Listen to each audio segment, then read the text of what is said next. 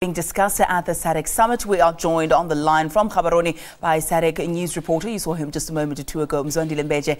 Mzwandile, very good morning to you. As always, it's a huge pleasure to have you with us. Just at the end of your story, you said talk alone is not enough and that implementation is necessary in order to see some transformation on the ground when it comes to these decisions that are made at that level of SADC. Speak to us about some of the decisions that were made and the implementation thereof. Thank you very much, Ayanda. Indeed, well, I wouldn't say for the first time, but what we started to see in this summit is that there is now an urgency to do something rather than to talk. Sometimes we would be subjected to this conference for very, very long hours. What happened yesterday was that people addressed, and then they're very specific on what needs to be done. And the incoming chair, for example, Ian Khama, the president of Botswana, was to the point to say, as the region, we have the resources, we have our people, and we have the possibility of increasing trade amongst ourselves. So if we can just pull our resources together, so we'll be able to do everything that we need to do as a region.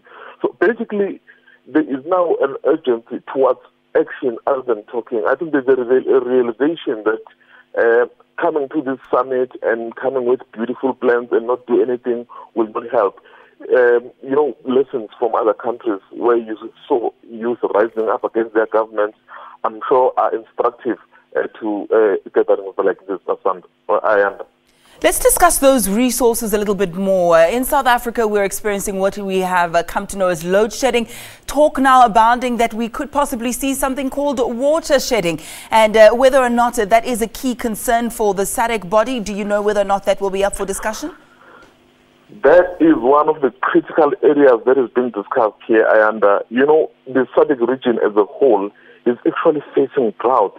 So that's one of the key topics that is being discussed, to say, as a region, we have to find ways to make sure that we build dams, we are able to create conditions where we will be able to have water even when there are situations like drought. We have some of the biggest rivers, a river like Zambezi River, that if conserved properly and if done properly, we can create bigger dams that will be able to conserve billions and billions of liters of water that will be able to service the entire region. So that is one of the topics that was under discussion, to say, what do we do? Because the fact of the matter is that this region is one of the driest regions in the world. So there must be something that will be done to make sure that at least water is here.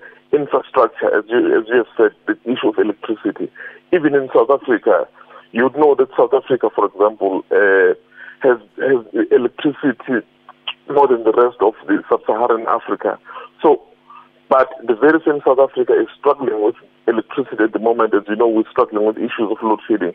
So those things need to be fixed.